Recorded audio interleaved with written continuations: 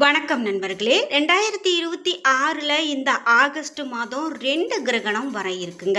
அதில் முக்கியமான இந்த கிரகணங்களில் ஒரு சில ராசிக்காரங்களுக்கு என்னென்ன மாதிரியான பலன்கள்லாம் இருக்குது, இந்த கிரகணம் எந்த நேரம் தொடங்கி எந்த நேரத்தில் முடியுது, அதாவது சூரிய கிரகணம் என்னைக்கு, சந்திர கிரகணம் என்னைக்கு, இது 2 கிரகணத்தையும் எந்தெந்த நாடுகளில் பார்க்க முடியும், முக்கியமாக சூதக காலம் அப்படின்னு சொல்லக்கூடிய தோஷ காலம் இதனால் உண்டா, இது எல்லாம் தான் நம்ம இந்த வீடியோவில் பார்க்க போகிறோங்க.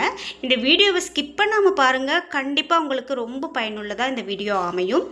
இது பற்றிய தகவல்கள் உங்களுக்கும் தெரியும் அப்படின்னா மறக்காமல் கமெண்ட் பாக்ஸில் பதிவிடுங்க. நீங்கள் இன்னும் உற்சாகம் டிவி சேனலை சப்ஸ்கிரைப் பண்ணாமல் இருந்தால் சப்ஸ்கிரைப் பண்ணிக்கோங்க. கூடவே இருக்க பெல் ஐக்கானை மறக்காமல் கிளிக் பண்ணிடுங்க. வாங்க வீடியோக்குள்ளே போகலாம். இந்த வீடியோவை பார்த்துட்டு இருக்கக்கூடிய உங்களுக்கு வாழ்க்கையில் நிறைய தடைகளும் தடங்கல்களும் உங்களுக்கு இருக்குது, அதிலெல்லாம் இருந்து மீண்டு வரணும் அப்படின்னு நினைக்கிறீங்களா? உங்களுக்கான சரியான நேரம் இது தாங்க. நீங்கள் நல்ல ஒரு ஜோதிடரை பார்த்து அதற்கான ஆலோசனைகளை செய்யும்போது கண்டிப்பாக அதிலிருந்து வெளிவர முடியும். இந்த வீடியோவுக்கு கீழே நான் தொலைபேசி எண் டிஸ்கிரிப்ஷனில் கொடுத்துருக்கேன். அந்த எண்ணுக்கு தொடர்பு கொண்டு பேசி பாருங்கள், கண்டிப்பாக உங்களுக்கு தெளிவான ஒரு பதில் கிடைக்கும். இந்த ஆண்டு இந்த கிரகணம் அப்படின்னு பார்த்தீங்கன்னா சூரிய கிரகணம் ஆகஸ்ட் மாதம் 12ஆம் தேதி வர இருக்குங்க. இந்த கிரகணம் முழு சூரிய கிரகணம் அப்படின்னு சொல்லலாம், அதாவது டோட்டல் சோலார் எக்லிப்ஸ் அப்படின்னு சொல்லுவாங்க. இந்திய நேரப்படி இந்த கிரகணத்தினுடைய தொடக்கம் அப்படின்னு பார்த்தீங்கன்னா இரவு 9:45 முதல் உச்சம் அப்படின்னு பார்த்தீங்கன்னா 11:15 மணிக்கும் முடிவடைகிறது 13 ஆகஸ்ட் அதிகாலை 2:15 மணிக்கு அமையும் அப்படின்னு சொல்லியிருக்காங்க. இந்த கிரகணம் அப்படின்னு பார்த்தீங்கன்னா நீண்ட நேர கிரகணம் அப்படின்னு தான் சொல்லலாம். இந்தியாவில் இந்த கிரகணம் தெரியுமா அப்படின்னு கேட்டால் தெரியாது. இந்த இந்தியாவில் கிரகணம் தெரியாமல் ஸ்பெயின், ஐஸ்லாந்து, கிரீன்லாந்து போன்ற பகுதிகளில் தெரியும் அப்படின்னு சொல்லியிருக்காங்க. சரி, பெரும்பாலான பஞ்சாங்க மரபுகளின்படி பார்த்தீங்க அப்படின்னா இந்தியாவில் தெரியாத சூரிய கிரகணத்திற்கு பெரிதாக தோஷ காலம் எதுவும் கடைபிடிக்கப்பட வேண்டிய அவசியமில்லை அப்படின்னே சொல்லலாம். அதனால் இந்த சூரிய கிரகணத்தால் பெரும் பாதிப்பு இருக்காது அப்படின்னு சொல்கிறாங்க.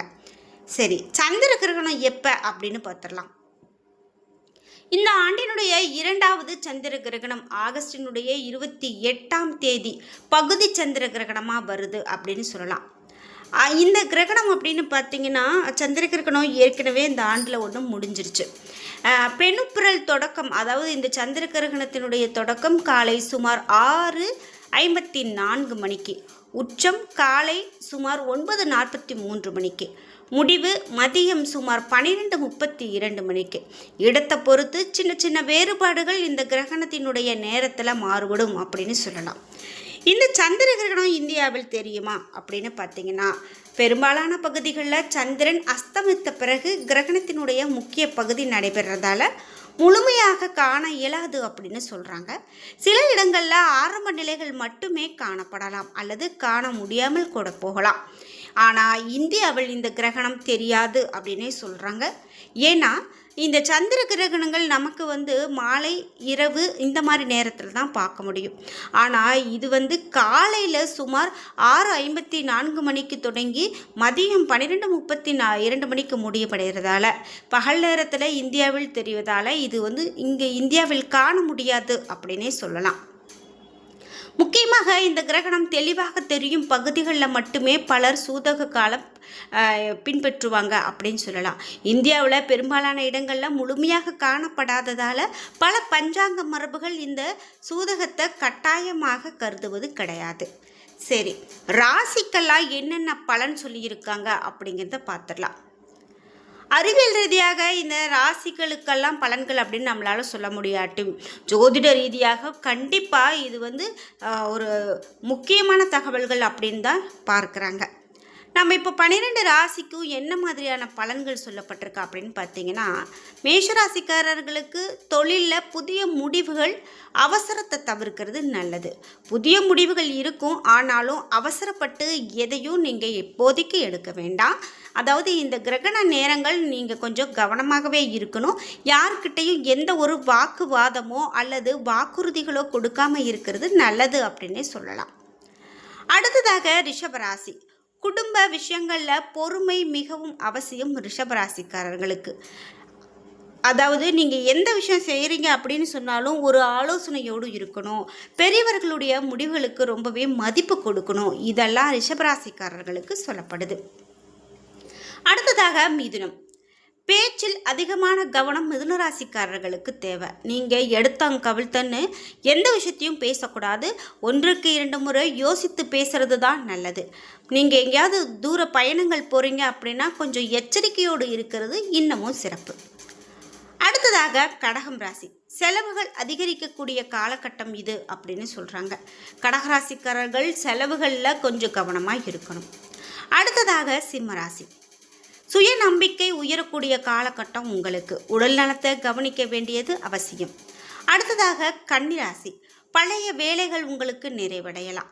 அடுத்ததாக துலாம் ராசி. கூட்டாண்மைகளில் அதிகமான முடிவெடுக்கிறது உங்களுக்கு. கவனமாக முடிவெடுக்கிறது ரொம்ப நல்லது.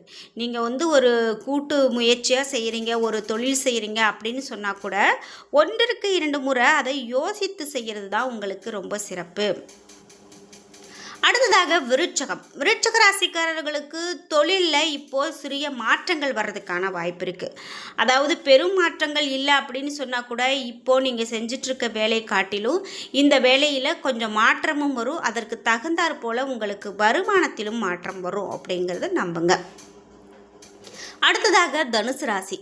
தனுசு ராசிக்காரர்களுக்கு கல்வி, ஆன்மீகம் இவை எல்லாத்துலேயுமே முன்னேற்றம் கிடைக்கக்கூடியதாக இருக்கும். அடுத்ததாக மகர ராசி. நிதி திட்டமிடல் ரொம்ப அவசியம் மகர ராசிக்காரர்களுக்கு.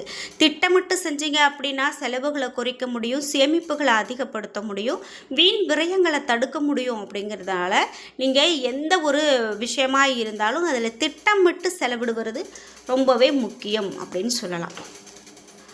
அடுத்ததாக கும்பராசி. கும்பராசிக்காரர்களுக்கு இப்போது உறவுகளில் புரிதல் அதிகமாக தேவைப்படுது.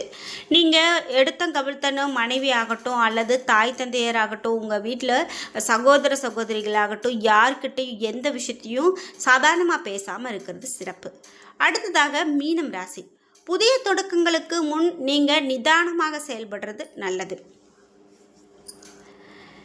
இப்போது கிரகண நேரத்தின் போது நீங்கள் என்ன கடைபிடிக்கணும் அப்படின்னு பார்த்தீங்கன்னா, மந்திர ஜபம், தியானம், விஷ்ணு அல்லது சிவனுடைய வழிபாடு, கிரகணம் முடிந்த பிறகு நீராடுவது, தானம் செய்வது இவையெல்லாம் முக்கியமான நிகழ்வுகளாக சொல்கிறாங்க. இதையெல்லாம் நீங்கள் கடைபிடிக்கிறது ரொம்ப நல்லது. அடுத்ததாக சூரிய கிரகணம் அப்படின்னு பார்த்தீங்கன்னா, சந்திரன்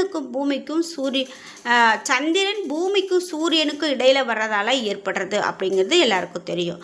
அதே போல் சந்திர கிரகணம் என்பது பூமியினுடைய நிழலில் சந்திரன் நுழைவதால் ஏற்படுறது.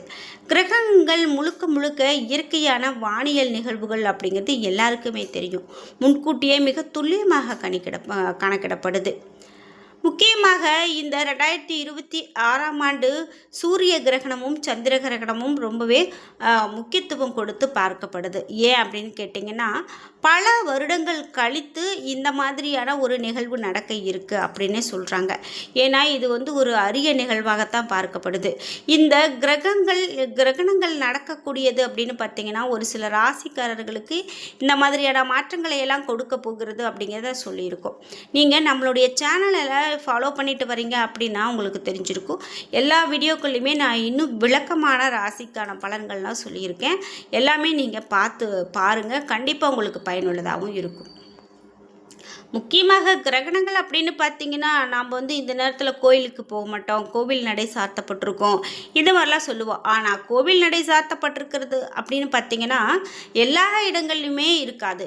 நாம் எங்கே கிரகணங்கள் தெரியுதோ அதனால் பாதிப்புகள் இருக்குது அப்படின்னு சொன்னால் தான் இந்த கோவில் நடை சாத்தப்படுவது வழக்கமாக இருக்கும். அந்த வகையில் தான் இந்த காலகட்டமும் கிரகணங்கள் நமக்கு கண்ணுக்கு தெரியாது அப்படின்னு சொன்னாலும் கூட அதனுடைய நேரத்தில் பல விஷயங்களை நம்ம கடைபிடிக்கிறது ரொம்பவே முக்கியத்துவமாக அமைஞ்சிருக்கு. என்ன நண்பர்களே, இன்னைக்கு வீடியோவில் இந்த ஆண்டினுடைய 2வது இறுதியில் நடக்கக்கூடிய சூரிய கிரகணம், அதே போல் 2வது சந்திர கிரகணம், இந்த 2 கிரகணமுமே ஒரு 10 நாள் இடைவெளியிலேயே நடக்கக்கூடியதாக இருக்கிறதால இது ரொம்பவே முக்கியத்துவம் பெறுது. இந்த வீடியோ பார்த்துட்டு இருக்கக்கூடிய உங்களுக்கு இது பற்றிய ஏதாவது தகவல்கள் தெரியும் அப்படின்னா மறக்காமல் கீழே கமெண்ட் பாக்ஸில் பதிவிடுங்க.